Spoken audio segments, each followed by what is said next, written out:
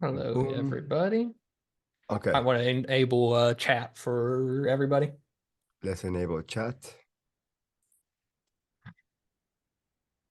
Gotta figure out how to get that done by default so I don't have to do it every time. Thank you. All right, everybody. Welcome to the first 2025 edition of the Right Tool for QuickBooks Online bi-monthly webinar updates. Today is February 5th, and we are demoing the new features that are out in the latest version 1.029.7. So welcome, everybody. Hi, Mark. How are you?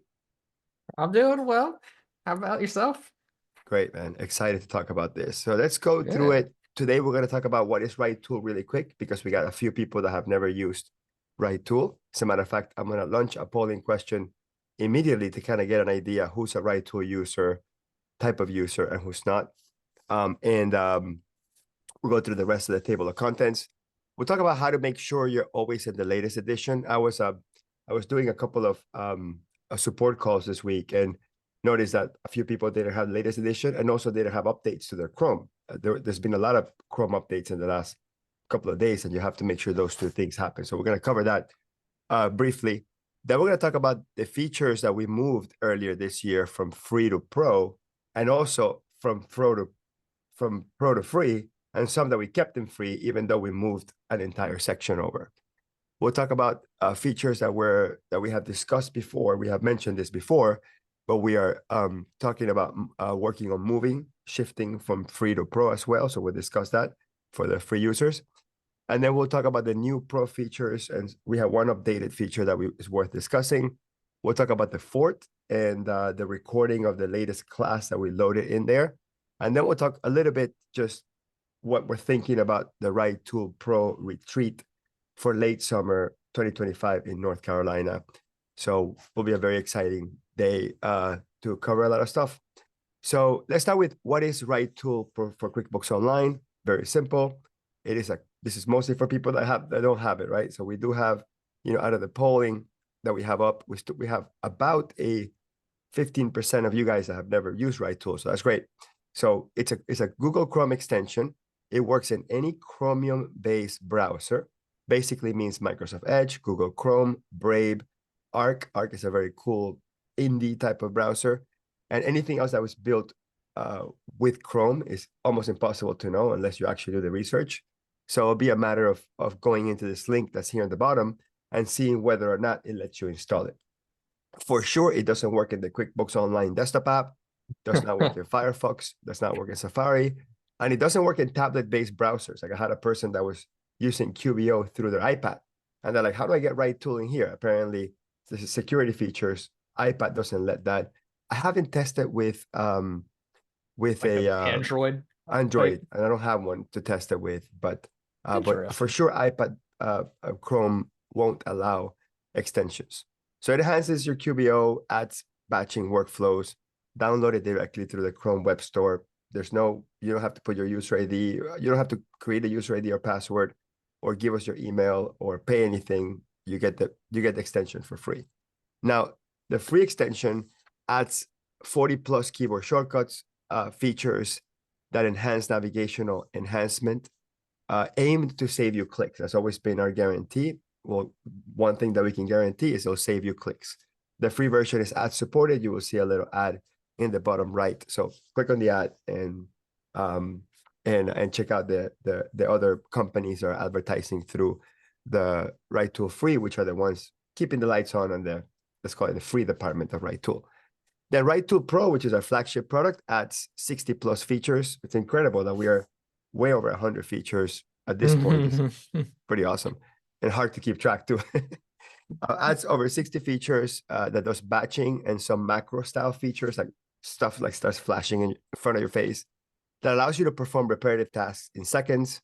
And also we started adding some new additional benefits to pro users. So we're gonna talk about Friends of RightTool. We have one thing there. So we're gonna show you what that is if you missed the live webinar. And the new RightTool Pro retreat that we're working on, which we're very excited about.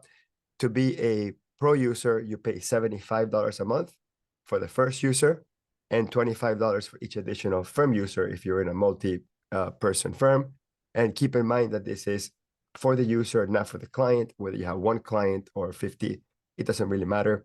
And if you have any clients on that are nonprofits and you want them to be using the Pro Edition, because we have a lot of cool things in the Pro Edition, just have them email us the request, and then we will modify the price.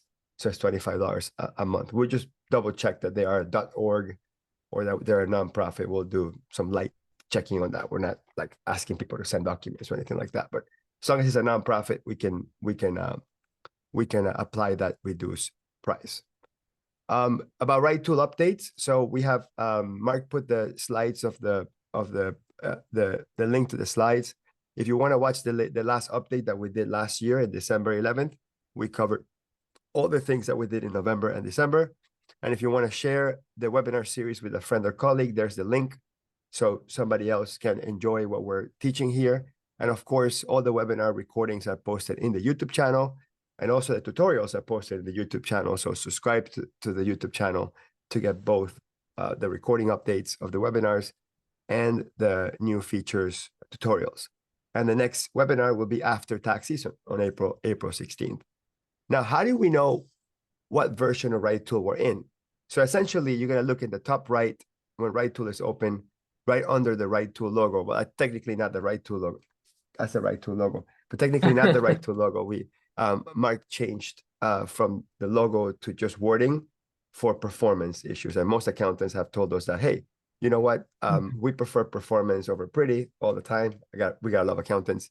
So we just put the wording there instead of the logo, so the logo doesn't load each time. But right under it, you're going to see the word pro or free. You might see admin if you're an admin user. An admin user is one that can add additional users or delete users, basically. So it might just say pro or pro admin, depending on which pro user you're in. Both pay, well, the admin is the one that pays the $75, and then the additional pro user pays the 25. And then next to it, I'll tell you the version. So in this particular case, I'm on the latest version, which is 1.029.7. Now, how do you update it? Like if you're reading about the latest version and you happen not to have it, you want to click on the three little dots on the top right of your Chrome browser. I think Brave and Safari have a version of the three little dots, a little button there. You want to go into extensions, manage extensions, anywhere where it says anything like manage extensions, load extensions, add, remove extensions, anything that gives you to like the extension center. And then in there, you're going to, if you have multiple extensions, you're going to click on, well, you do two things. You can click on update and you update all the extensions across the board, or you can click on details to open the specific information about the specific extension. And then in there, you'll be able to click on update and be on the latest edition. So every single person watching this webinar live, go do that now. Make sure you are in the 1.29.7. If you don't see the update button, it's because you have to click on the little thing that says developer mode on the top right. And just to be clear on that as well, is that it will update automatically for people, but it's a weird thing where it can kind of, some people get the update instantly and other people it takes like 3 days to get an update. So you will get it eventually. It's just, this is the way to make sure if you're following along here that everything matches up what you're seeing.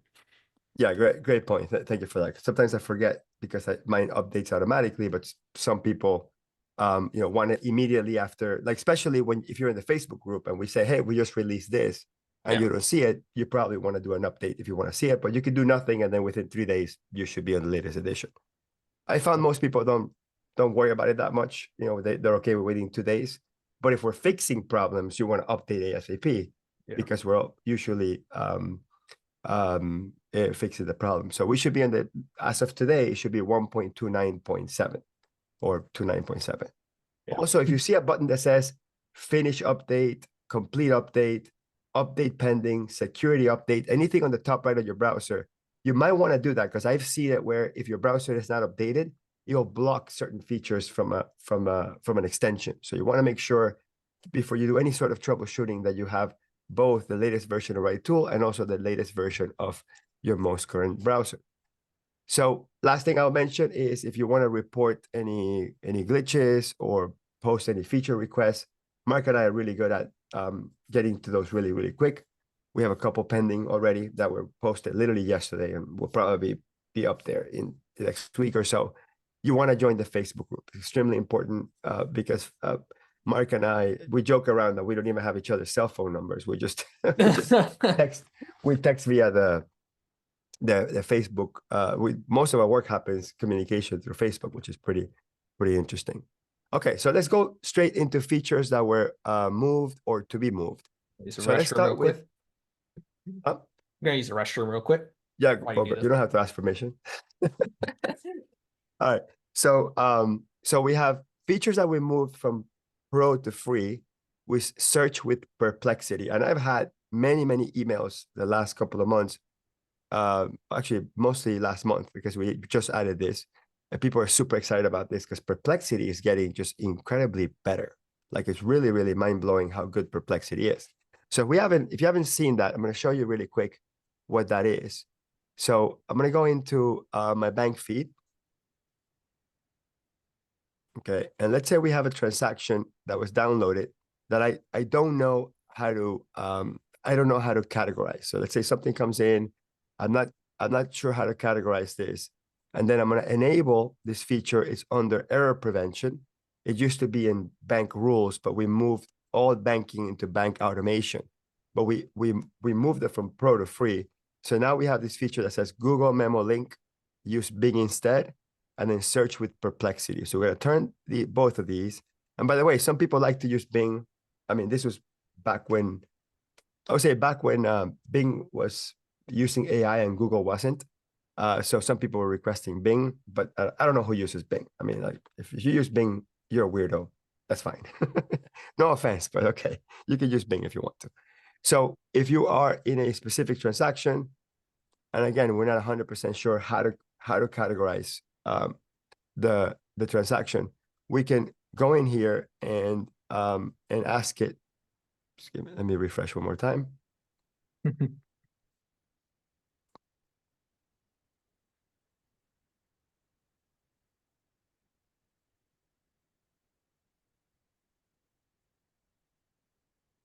This wants to fight you today. Yeah, of course. Okay, there we so go. you see a button that says Google Demo and Perplexity. Google Memo is by far one of the favorites. The reason why Google Memo is particularly powerful, and this is one little thing that a lot of people don't look at, which is you don't have to just click on Google Memo. You can select only what you want to search. So that's the key there, right? Because sometimes you have a lot of weird text that comes in. So just select the specific part that you want to search, and you click on Google Memo, and you get a pop-up where it searches just that in there, right? So like this actually happens to be my company. So it searches just that, and it'll find it for you. And Google uses AI now. But if you prefer to use Perplexity, and again, it depends really on you, and then you click on Perplexity, it'll do the same thing, but it'll go into Perplexity, and it will do a Perplexity type search. Okay, so some people found Perplexity to be more accurate than Google. Some people have found Google to be more accurate than Perplexity. In either case, the key thing here is to select the specific data set that you want to search. That way you don't search everything. You just search a specific piece, and then it searches only that specific piece. Okay, so that's kind of what you want. Is just make sure that you click and select the data that you wanna use. So really good. Perplexity is getting really great, and this is part of the free features. So that's kind of the compromise we made. We moved some stuff into Pro, but we kept the most popular features into in free. Now, as I mentioned, we kept Google Memo in free, and we also kept bank feed additional detail, which is a second line that shows you both the cleaned up bank memo and the original bank memo at the same time. We kept those in free because those were the most popular features.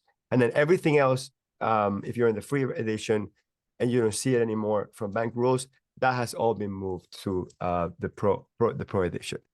Another one that's worth mentioning, and we talked about this last year, but the next area that we're going to be spending a lot of development time is on the report related features that have to work in the new modernized report screen. If you've noticed, I don't think we have any, or maybe we have one or two tiny little features that are working in the new modernized reports, because it's really deeply sort of ever changing. QuickBooks is still adding stuff to it, So we kind of have to wait until the dust settles and then they finally decide exactly where they want to put everything in that modernized reports. And then we're going to be building all the feature sets plus more stuff.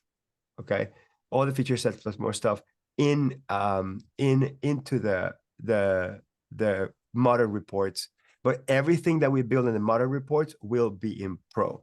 So we're not going to move the classic report features. We settled that we're going to keep everything there. However, any of these features for them to work in a modernized report, that's only going to work on the pro edition. So there will be a point in time in the next couple of months, if once QuickBooks completely deprecates classic reports, where essentially these features won't be available in the free edition of RightTool anymore. Mark, was that clear? Because that was kind of the what we settled on when we talked about it. Yeah, I think it's pretty clear.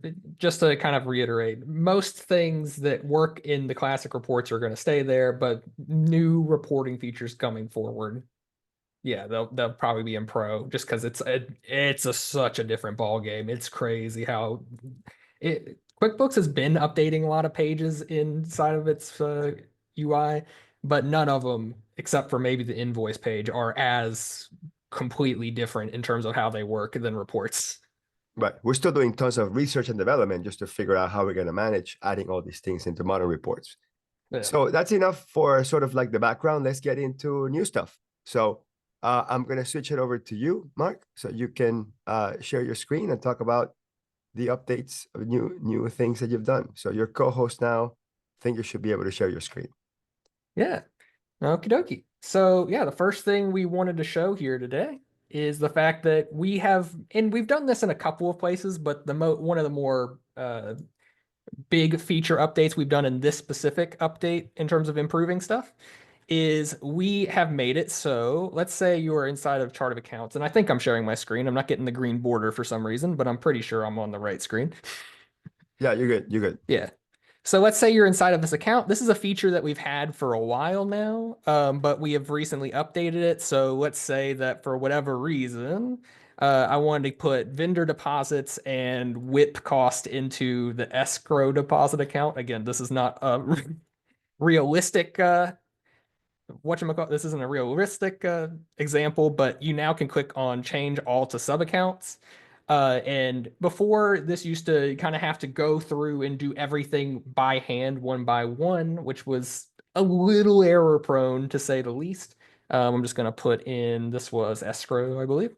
So escrow deposit, going to click on that and then say start converting to sub accounts. And what that will do is it will actually just pretty much instantly. Now, admittedly, if you have more than two things you're putting in, and I guess you have to refresh the page in order for it to work, it will put, of course, that's going to be the way it works. I have to sort by account type, I guess. This is You the sort it problem by of having account too type. much. You know what? I should just do this. Yeah, just search it. Escrow. Yeah. Let's see if that gets me to QuickBooks. You want to, anyways, the point is it will put the accounts into a sub account of whatever you chose inside. Hey, Mark, let's eat our own dog food. Delete that and use the filter and only show current assets. That's fair. I think it was other current assets, right? Yeah, other current assets. Yep. Yeah. And this is in Pandal Corporation, so this might take a minute. Right. The problem of having 1,500 line or 1,300 things in your chart of accounts, it makes the chart of accounts a little bit of a slower page to work on. For most people, this will be much, much faster. And for some context, like our test account is one that has a lot of accounts in it on purpose, just so we can test, we stress test it basically. Yeah. So it might be that this specific thing, and I'll have to look at it later to see if there was something that went wrong on the update. So it might just be that it didn't update correctly, but we'll work on it and see what's happening there. Show the other side. So for example, go up for a minute, grab the prepaid insurance, retainage receivable, and security deposit. Because that works a little bit different, and then do the opposite. Send that to parent. Yeah. So this one actually works the way that it always has worked, to be clear. One by one. Yeah, so it does it one by one. Again, because I have this filtered so it says everything on the page, basically, it's going to take a little bit longer. but just something that's to be aware of. Um, I'll actually update that one as well since we're here, since we're talking about it. I can update that one as well to use the same thing as the changing to sub account. That way we don't have to do this whole waiting for everything to load every time. Right. So The that'd be point good. is, test it.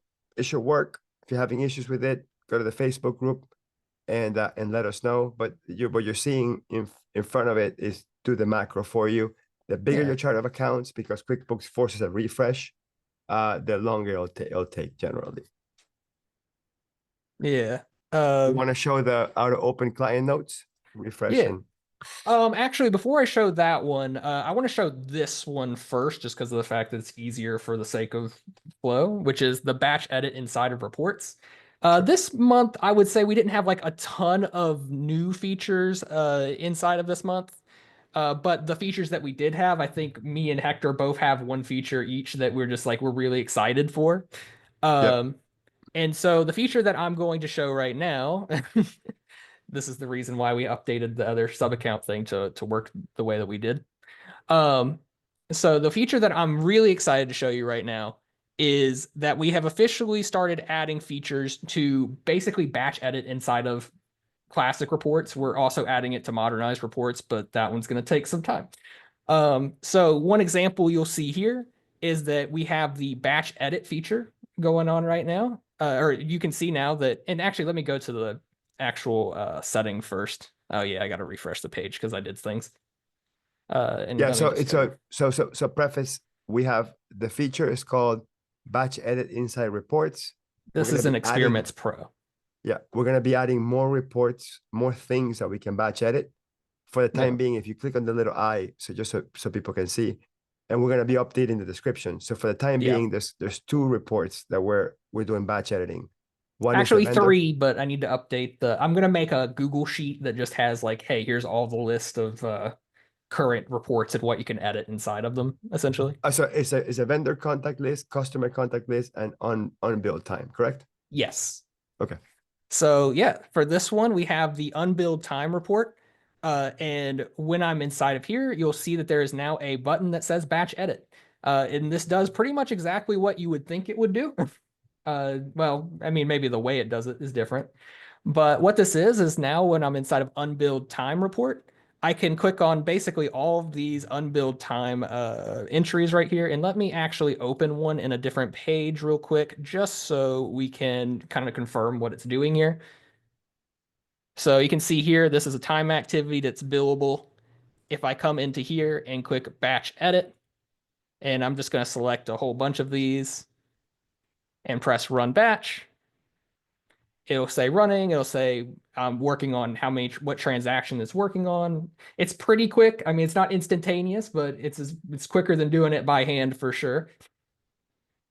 And So there was then, I got a couple of feedback on this week, okay. Mark, on that screen. One was if you wanted to filter just for one particular job or project, do you have to do it? Do you have to filter the report first, then run the batch edit? Yeah. Okay. Yeah, you filter the report and then run batch edit. Or, I mean, you can do it however you want, I suppose. But yeah, that's the way to do it. Is it the batch edit report uh, will show whatever it is that you have showing like inside of the columns or whatever you have filtered on the report itself. And then once I refresh this page over here, you'll see that now that I think at least I chose the right thing. Yeah, that billable checkbox is basically unchecked for you. And that's the big deal with this particular feature. We also have this working inside of things like the vendor contact list if you needed to put in a like a custom, what's it called? If you had a Custom field. custom field, you could put that in there.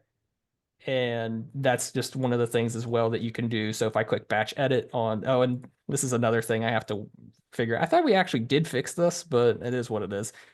If you go What straight the to the vendor contact list after being in the unbilled time, Yeah. Yeah. it's kind of weird. Most people will never have that problem, to be clear. But here you can see you can change things like sales rep, vendor type, or track 1099, because that's what the custom fields we have in this file are for vendors, to be clear. Well, track 1099 is not custom, but that's a special exception. that we made inside of here. So you can now edit those in batch. So a couple of things to mention here. So if you there's a couple of in the vendor contact detail, there's two things you can change. A specific you can add a specific custom field in batch, or two, mark particular group of vendors as 1099. So this was obviously a lot more relevant when we were doing 1099 season. Yeah. But that was something that was requested to us very early on, right? So the first two are actually custom fields, and the last one is actually the 1099 little checkbox. Yeah. On the customer contact list, so if you can go to the customer contact list. Yeah. And then the customer. You probably have to refresh because it's probably the same thing. Yeah. So in the customer contact list, it's only custom fields for now. Yeah.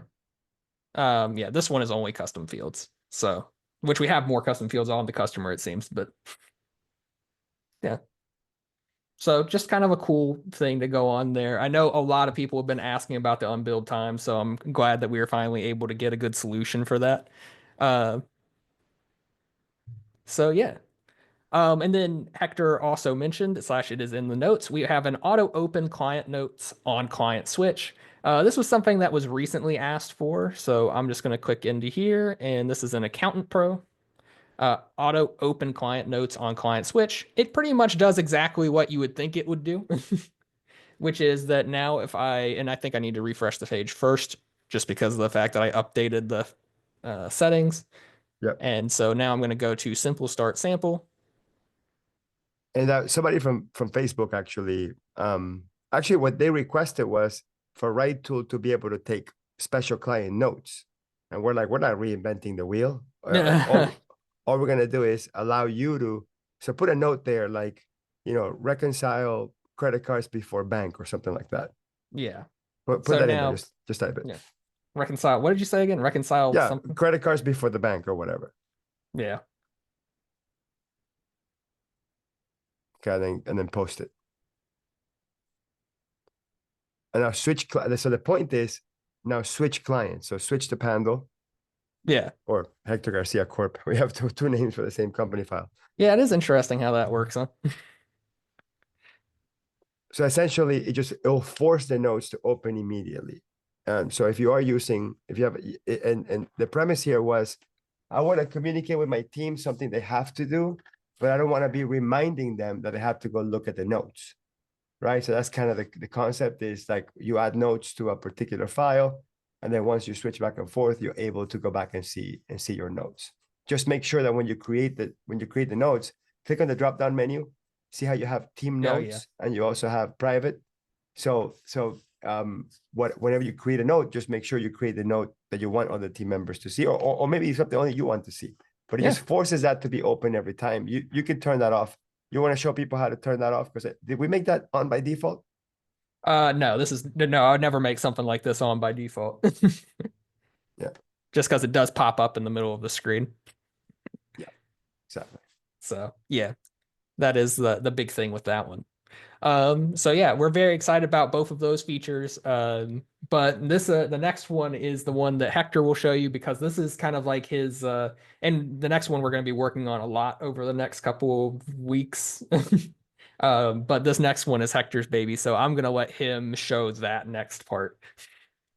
And okay, so somebody's asking, Karen's asking, can you use this in advance or pro? These options are grayed out for me. I would love for you to specify what that is. Karen, if you get a chance, because I'm not really 100% sure. Someone says, with tags going away, it would be great if you can batch edit on transactions for custom fields. So Lisa, good point. Tags are gonna get killed. Intuit announced it, but they're gonna have a mechanism to transfer tags into custom fields historically for you. So there's no need for us to reinvent the wheel. Now, one thing that we know for sure is they'll screw it up somehow, somewhere. So we'll probably pick up the slack on that. So we'll figure out what to implement first when tags go away. The problem is tags are very difficult to access. So I'm not 100% sure that's something we'll actually be able to do, because tags are just a weirdly positioned in a way that that that we can't do that. So and all these features were pro features, by the way. So like only Yeah. the search through perplexity that I showed earlier is the only one that's available in the free edition. Okay, cool. So Yeah, let's and move on. one thing to also add on that is we are actively working right now on being able to edit custom fields on transactions, but you can only do that in the modernized reports. Um, so it's going to take a lot more time just because that's a different ballgame. So yeah, just something on that. Okay, so Karen answered that she doesn't see the feature, so maybe she's not on the pro, so maybe you can do Yeah. a little troubleshooting. Okay, Yeah, just email me. I'll put my email in there for everybody to see. If you have an issue, like you're not finding something or anything like that, feel free to email me. okay, perfect. Cool. All And right. So now we're gonna talk about my baby. And when I call it my baby, is because I literally had a dream about this. Like I woke up one day and I'm like, wait, what was I thinking? What did I just dream about? And I wrote it down on a piece of paper and I sketched it out. And then I tried to make sense of it later. And then I went into Claude, not ChatGPT, I went into Claude and said, hey, I was thinking about this. What is this? What can this look like? And I literally spent a couple hours with Claude just kind of brainstorming the idea I had in my head. And I sent it to the development team, and they pretty quickly developed a beta. But I think it's really cool, and I think you're going to be super excited about this if you haven't seen it yet. So essentially, this is called the reconciliation dashboard. Okay, and we're going to turn that on by going into settings, and then going into Experiments Pro, and we're going to turn on reconciliation dashboard. Okay, and then once you turn that on, and I think we turned it on by default, so some people might already been seeing that button that says reconciliation dashboard. So the premise here is that when you first log into a QuickBooks file to do your work for the month or whatever it is, you tend to look at information in multiple places. You look at information in the chart of accounts, which is limited to what you see here. Some information is useful. Sometimes we go to the accountant home, and then we see some information here, which is also useful, kind of useful. Sometimes we go to the client overview, and we see some information here, which is also kind of useful. And notice that it takes a little bit of, see how it takes some loading time. It says loading. And then sometimes we go to books review, and we go to account reconciliation and look at the accounts in here. And you notice the loading time. That's because QuickBooks takes a while to calculate these fields. But anyway, the challenge is all the information you want about managing your accounts or reconciling your accounts or knowing which account next to reconcile, et cetera, it's spread across 4 different screens.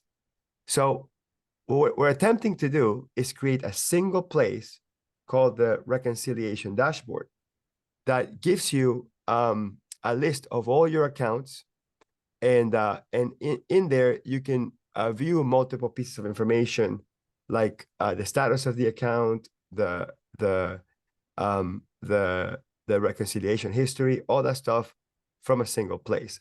I'm going to switch over to a company file that has a little bit less accounts, so it's not that overwhelming when you open it.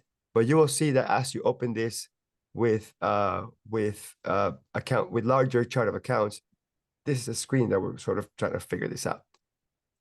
Give me 1 second.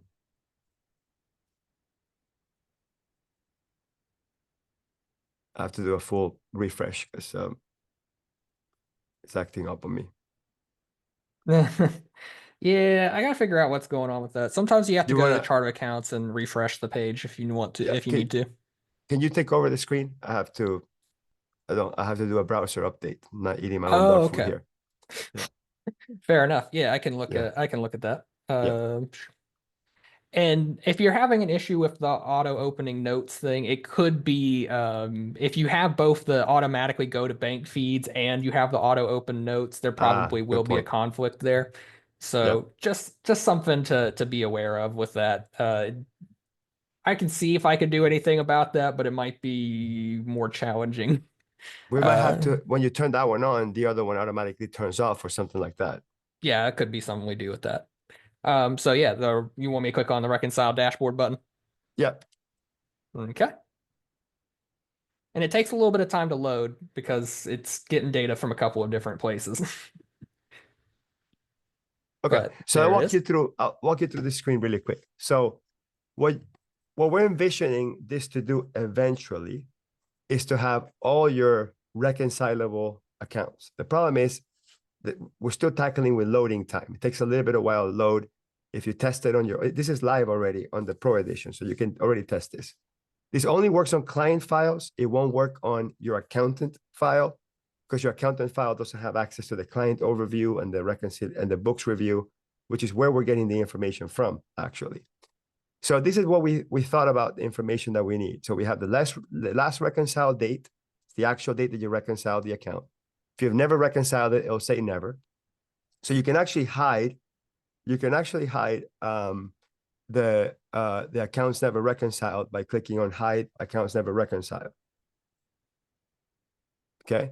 And then so basically that allows you to focus only on the ones that you have reconciled before, right? So if you've never reconciled it before, maybe you're going to ignore it. Then we have the last reconciled amount, and then we have discrepancy. Now, if you're not used to seeing discrepancies, maybe you don't care. You can turn off any specific columns. So if you go on the top right and click on column options, you can turn off discrepancy if you don't want to see that. You could choose what you want to see and you don't want to see. So we made that something customizable. However, we'll turn discrepancy back on. And if you have a discrepancy, what exactly is that? So if we click on the $100.11, it will take you to the screen that shows you that there's a discrepancy in there. We're working on possibly auto-clicking on that for you. We got some feedback saying I would love you to auto-click that for you. Got to figure out with the loading time and stuff if we can macro that. But at least we get you right there. Yeah. On we can help you fix it. So you go in there. Yeah. Currently only available through the chart of account screen. Mark, is it possible to make this a standalone page, or it has to be on the chart of account screen? I mean, we could put it anywhere you want. Yeah, we can do whatever we need to do if there's a better what spot. I'm saying is, does it have to be layered on top of the chart of accounts? Oh, or could it be its own separate page? We could make it its own separate page if we wanted to. I mean, you're kind of wanting to kill me, but that's fine. Now, so it's from a technical point of view, because I was thinking that some people want to see this like on the bank feed screen, for example. Yeah. I mean, yeah, we could do that. Easy enough. I'm thinking if the problem is getting the information from more than one account in the bank feed screen, well, we have the list of all the accounts in the bank feed screen, right? We have them right there in front of us. So yeah, that's interesting. Okay, thank you for the suggestion on that. That's interesting for sure. Yeah. Okay, so then we have under account, if you click on that, I'll ask you on the live chat, what do you expect for it to happen when you click on the date of last reconciled date? Put on the live chat. If I click on the last reconciled date of 2024-07-05, don't click on it. No, don't click on it. Right. What do you expect to see? Okay. So we have open history, show the rec report, bank rec shows up. So what it opens is the reconciliation report, the last reconciliation report. That's what it does. Okay. Yeah. So I think that's pretty consistent with the behavior that most people want. Okay. All right, cool. Let's go back into the chart of accounts again. Okay. So when you click on the account, on the title of the account, what do you expect to see? Again, this is a beta feature, so we're still trying to figure out where it takes you to. So some people are saying the chart of accounts, and then most people are saying register. So click on that. That goes into the register. And a new tab, always a new tab, because we don't want to kill your dashboard. Okay. Yeah. Good. Okay. Let's go back into go back to the page. So then we don't have any links on type, bank register, bank feeds balance. We don't need that. If your bank is not connected, then it'll say not connected. That way you'll know whether it's connected or not. We could probably, Mark, I think we should add a filter for hide accounts not connected. I think that would be another good one to have. That way we only see the ones that are connected.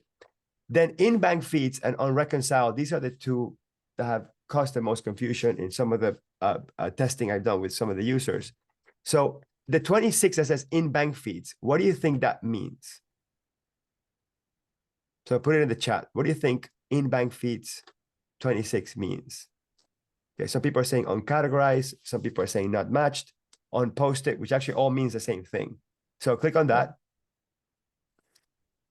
So that goes into your bank feed screen, and it shows you all the transactions that are pending to be categorized.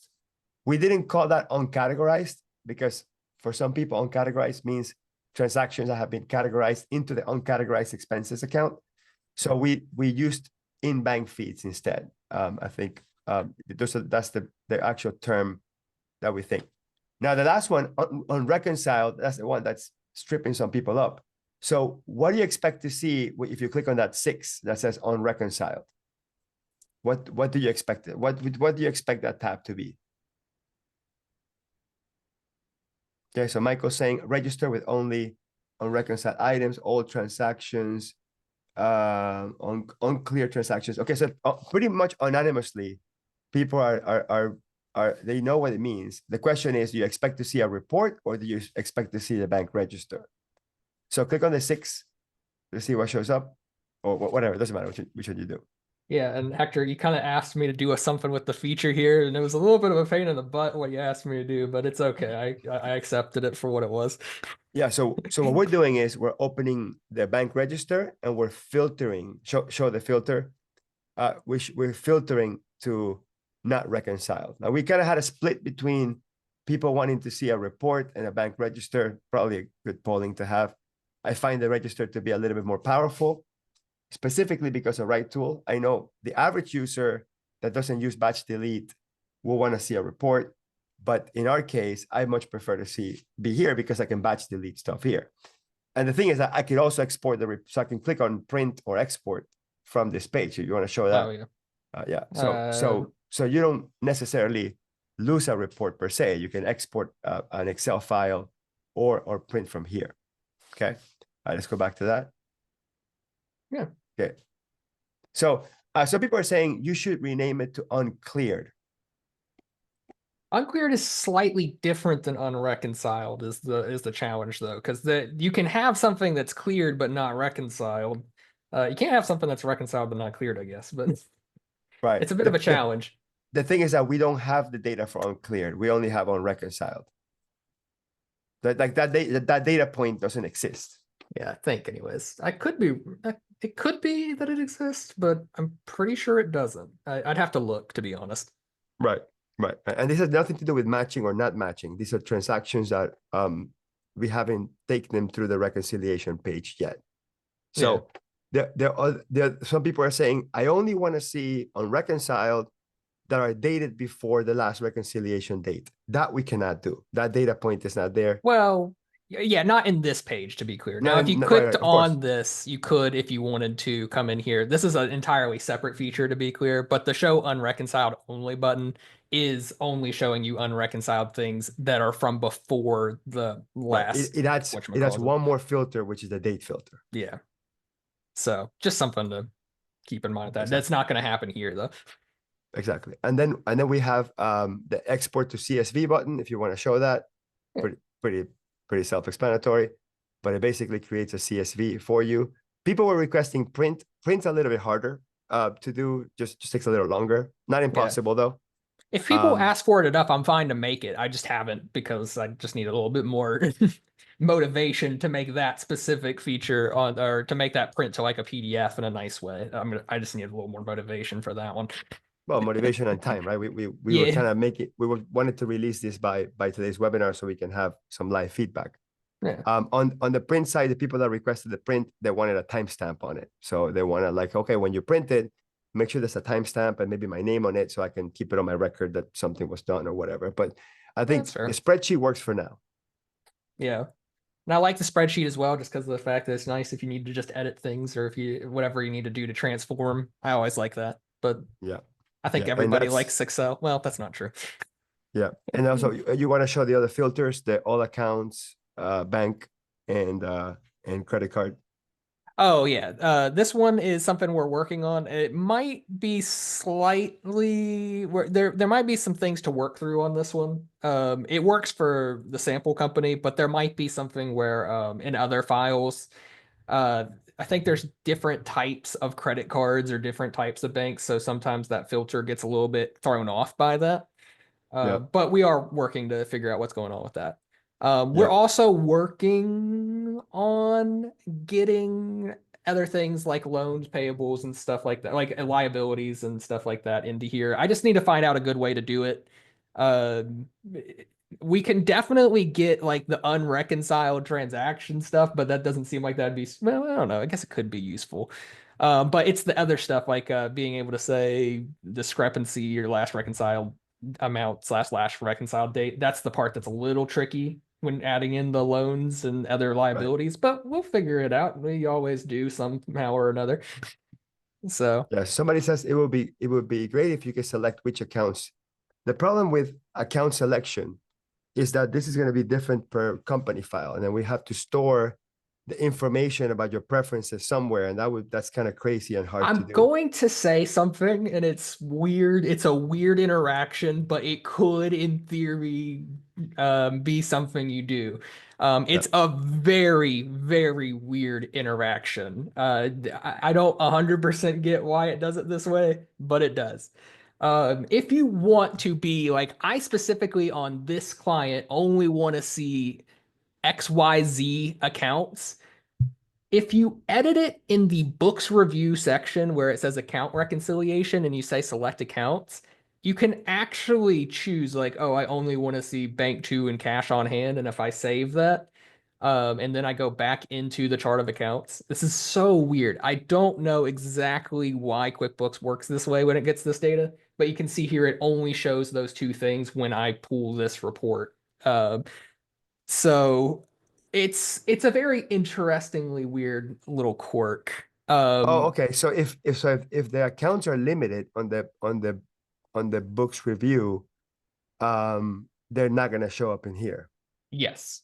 So Okay. So that's we something to keep in mind, both as a positive and a negative, is if you're like, why isn't this showing up? It could be that, or if you're like, I only want certain things to show up. I think I want to, you know what I want to add? I want to add a little link that says Yeah. missing accounts with a question mark, and then it sends you to that page because it just needs to be, see, that wasn't completely obvious to me that if Yeah. that is working across. Now, why is it doing that? Like if you go to, what if you go to client review? Do client review or client overview, I think it's called. Uh, why am I just getting crazy here? Or are you Over, saying I think like, it's called client overview, it's called. oh, got you here. Yeah. So in the client overview, the filters don't work the same way, right? It just shows all the accounts. Yeah. So if we were to use the index, I'm still thinking in my head in whether or not we should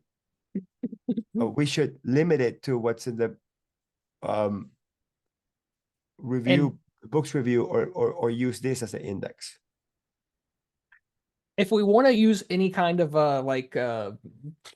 liabilities or assets, I think we should probably stick with the books review stuff. I think it would Books be review. better for Okay. that purpose, to be honest with you. If we were Okay. only doing banks and credit cards, then this page might would work, but if we're adding other stuff, then we're probably going to want that. Okay. Somebody asked, how do you access book reviews? In this, by the way, this is a side effect that's you can't use this reconcile dashboard feature inside of a QBOA account. So this only works inside of non-QBOA accounts, for better or for worse. But It if you works are in inside it of a works client in account, non-QBOA accounts, but you have to be logged in as QBOA. yeah. Yeah. It's a funny twist of fate on that one.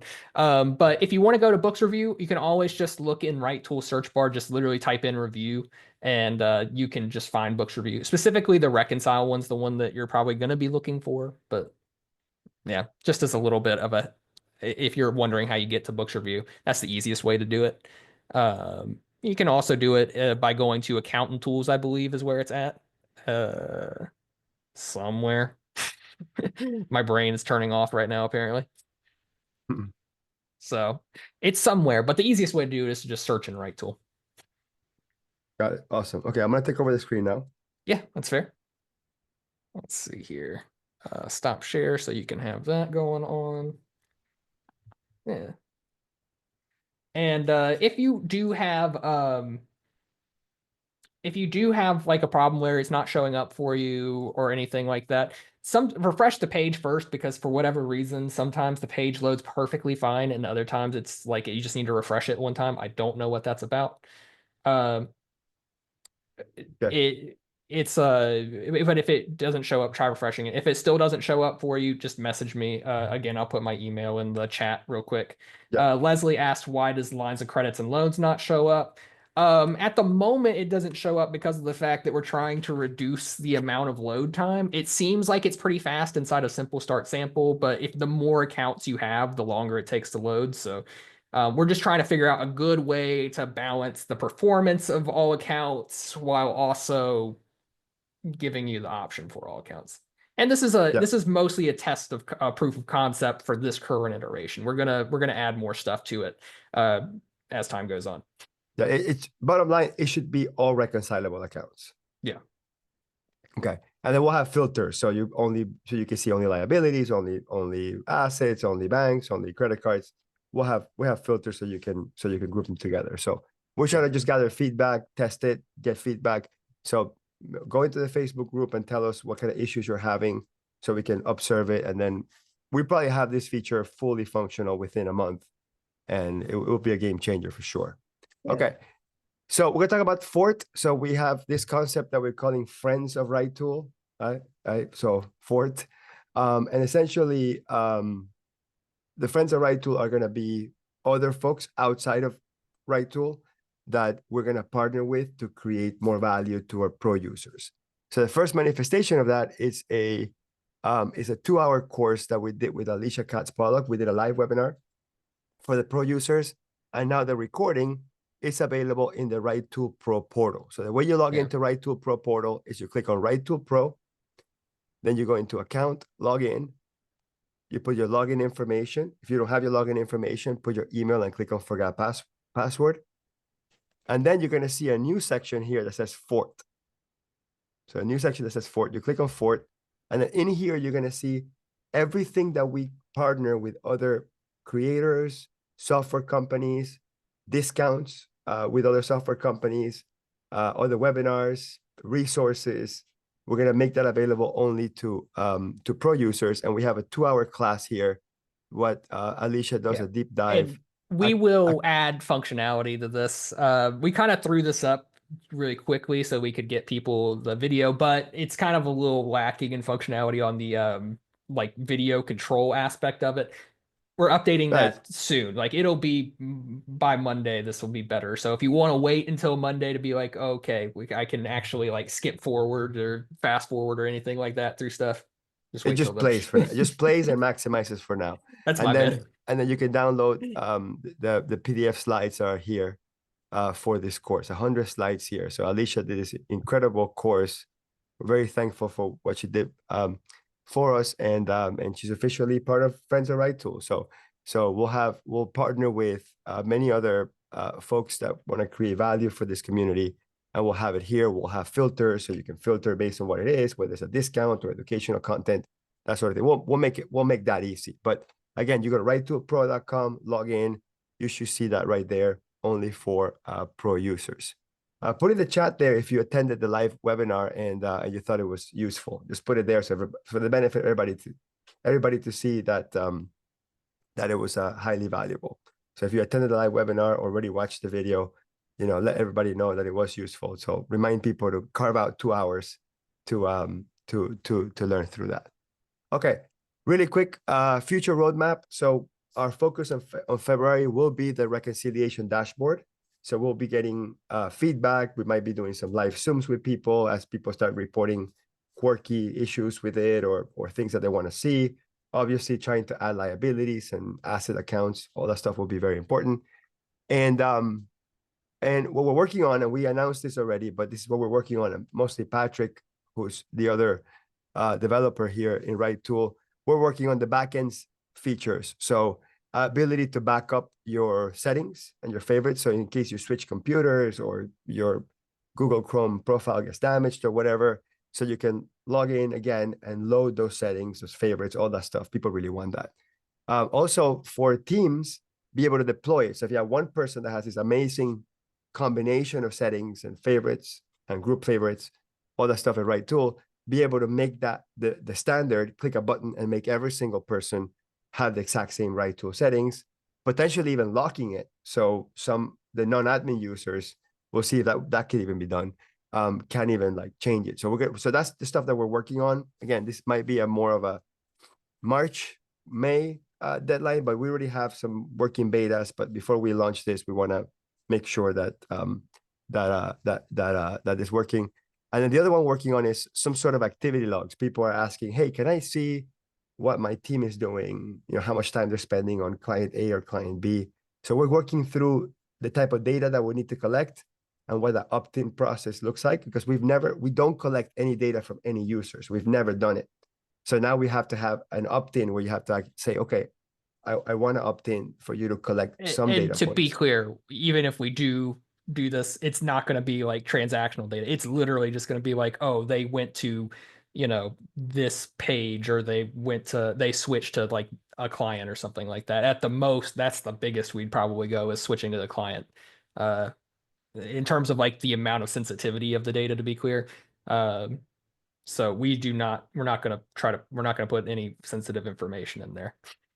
Exactly. Yeah. Thank you for, we're not going to be getting client data. It's not worth it. Yeah. I mean, never, you can pretty much, if it requires a level of sensitivity that you wouldn't want anybody else to have, we're almost never, actually not even almost, we never do anything that requires any kind of sensitivity that would be.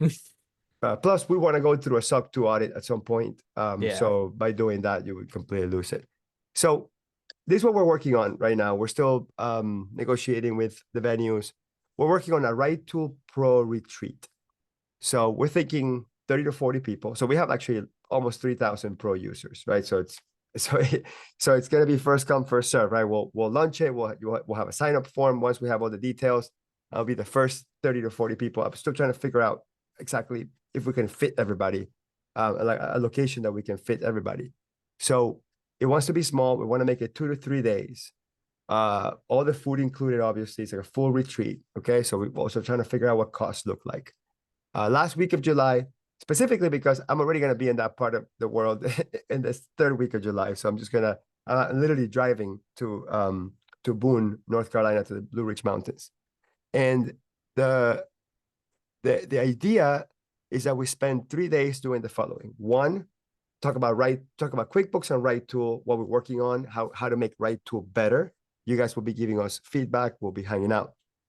Talk, kind of like thinking philosophically about what RightTool 2.0 should look like, and we'll have possibly something on that. This is the week after Bridging the Gap. Okay, so Bridging the Gap is the conference in Chicago, which is a week before. This is going to be somewhere in North Carolina. What we're thinking is somewhere between Asheville. I mean, not what we're thinking, where it's going to be, between Asheville and Greensboro. Because Asheville, because I'm going to be in that area, and Greensboro, because that's where both Mark and Patrick live, and we want to be close by so they can check out the location. So we're looking for location there. It's a great time. It's a great place to be. And the last day is the single most important day. Last day, we're going to do a reframe style brainstorming where each of us are going to build, like as groups, we're going to have round tables. We're going to build from scratch, conceptually, the ultimate accountant's tool. Now, I'm not saying RightTool. I'm not saying something better than QBO. I'm not saying something better than Saasant. I'm just saying, if we had the opportunity to build the ultimate accountant's tool from scratch, right? When you think of a doctor, you think of a stethoscope. When you think of a firefighter, you think of the axe, right? When you think of a handyman, you think of a hammer or a wrench. So like almost every profession has this thing, that's emblematic tool that defines them. And accountants, we don't have that. Like we can say the calculator or the spreadsheet, but it's 2025, right? So what does the ultimate accountant's tool look like? With or without AI, it doesn't really matter. We want to build, like literally we want to build this together conceptually. And then maybe we'll build it, like maybe RightTool will build it. Maybe one of our friends from the fort that will be there hanging out with us will build it. Or maybe one of you decides to build it. This is just for us to basically design design this. So I run a quick poll. So if you're a RightTool Pro user and you want to be added to the waiting list, I just say yes. And if you're added to the waiting list, you will be the first one to get access to it. So I'm gonna put the poll here. And if you want to be added to the waiting list, and we will be releasing. So if you can't go at that time of the year and you can't spend the money and you can't spend the 3 days, don't put yes, because I don't want to take it away from other folks. But every single person that attended this webinar and is looking at that poll live. Yeah, there we go. Just looking at the poll. Yes, if you want to get an email to be added to the waiting list, you'll be the first ones to have the ability to pay for it. So a couple of things. We want to bring sponsors, maybe like 4, and I have enough contacts, with my conferences and stuff, that will bring them. Number one, to add some other point of view, but also the point of bringing the sponsors is to bring the cost down. So we're thinking that the actual cost to have you there for 3 days, to cover all the food, all that stuff, will be around maybe $2,000, $2,500. That's what we're thinking it will cost us to put something like this together. So now we're thinking, if we can bring sponsors in, can we try to cut that in half? So that's my goal. My goal is to figure out whatever the true out-of-pocket cost to put this together, and have the sponsors pay half. So the sponsors would literally subsidize half of the cost of stay and everything. And then when we launch it, we're going to give you one price that includes the hotel and the food. All you have to do is, get on a plane or in a car, whatever situation is, if you're close by, get to the place. So that's kind of what we're doing. That's the idea behind it. So, Mark, do you have anything else to add? I don't think I have too much to add. I mean, this is very much much like a lot of things we do.